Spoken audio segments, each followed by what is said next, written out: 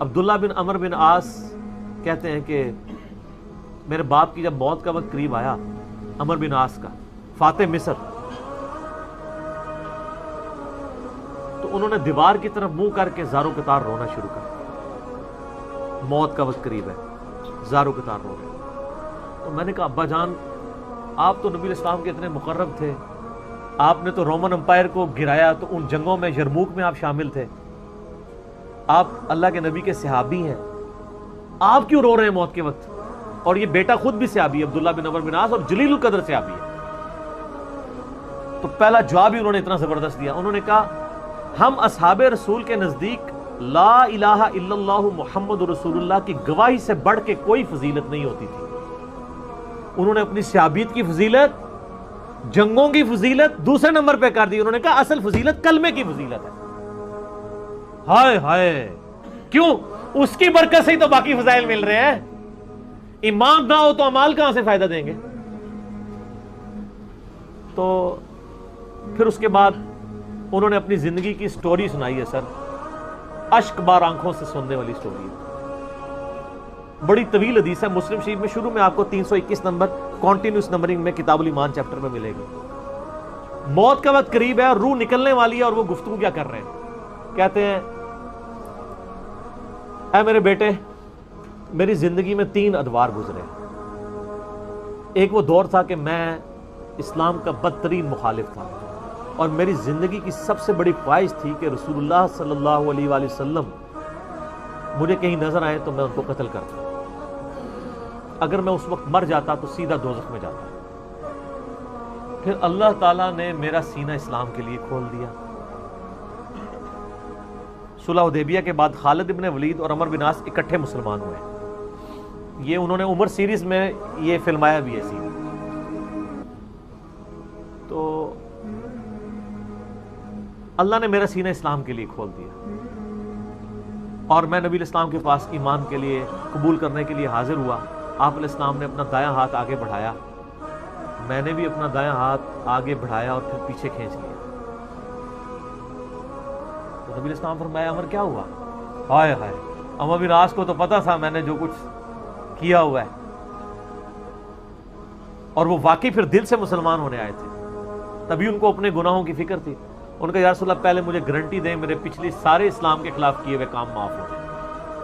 آپ نے فرمایا عمر تجھے نہیں پتا، حج مبرور پچھلے کے سارے گناہوں کو معاف کر دیتا ہے، ہجرت کرنا اللہ کی راہ میں پچھلے کے سارے گناہوں کو معاف کر دیتا ہے، اور ایمان قبول کرنا پچھلے کے سارے گناہوں کو معاف کر دیتا ہے۔ 3 باتیں ارشاد۔ کہتے ہیں میں نے ہاتھ میں ہاتھ دیا، ایمان قبول کیا،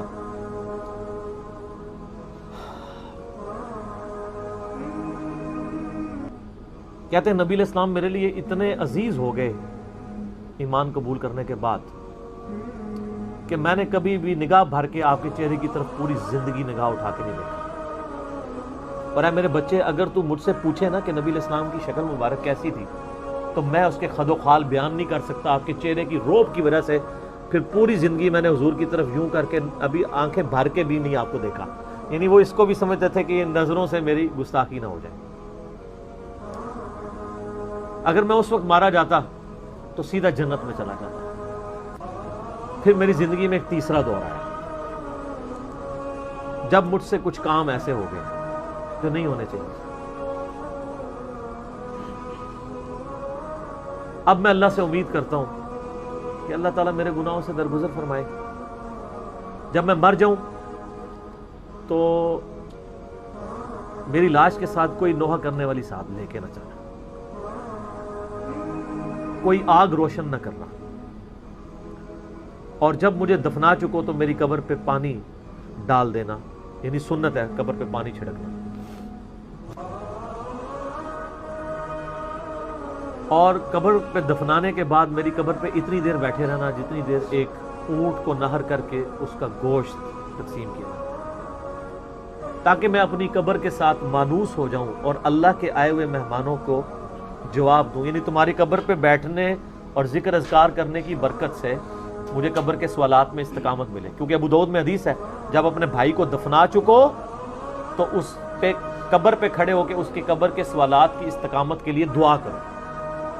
تو عمر بن عاص نے کہا کم از کم 2-2.5 گھنٹے یعنی اونٹ کو نہر کر کے گوشت تقسیم ہونا ہے، یہ میرے قبر پہ تم نے وقت گزارنا ہے۔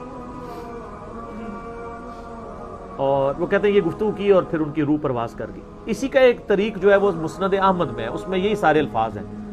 اس میں وہ کہتے ہیں میری زندگی میں جو تیسرا دور آیا نا، جب میں ایک بادشاہ سے جا ملا، معاویہ ابن ابی سفیان سے، وہ جو انہوں نے جنگ صفین حضرت علی کے خلاف لڑی تھی نا۔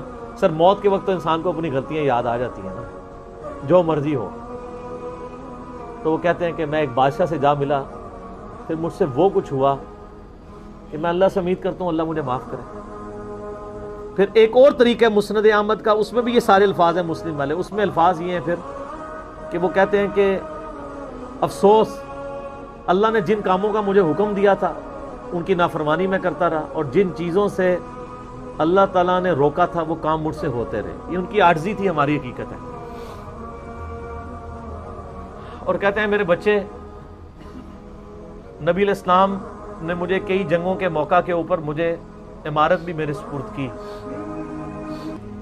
لیکن مجھے یہ دل سے یقین نہیں ہے کہ نبی علیہ السلام واقعی مجھ سے محبت کرتے تھے یا میری تالیف قلب کے لیے کرتے تھے۔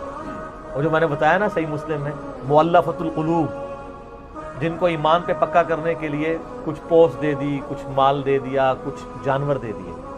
تو عمر بن عاص موت کے وقت کہتے ہیں کہ مجھے یہ یقین نہیں ہے کہ نبی علیہ السلام مجھ سے دل سے محبت کرتے تھے یا مجھے ایمان پہ قائم رکھنے کے لیے میری دل جوئی فرمایا کرتے تھے، لیکن میرے بچے 2 بندے ایسے ہیں جن کے بارے میں حلفیہ کہتا ہوں کہ اللہ کے نبی ان سے دل سے محبت کرتے تھے۔ ایک ابن سمیہ عمار ابن یاسر، عمار کو تو قتل کیا ہوا تھا نا صفین میں، قتل عمار تو پیچھا کرتا ہے نا پھر موت تک۔ اور دوسرا ابن مسعود، ان سے نبی علیہ السلام دل سے محبت کیا کرتے تھے، کیونکہ عمار ابن یاسر جنگ صفین میں قتل ہوئے تھے، حضرت علی کی طرف سے لڑتے ہوئے۔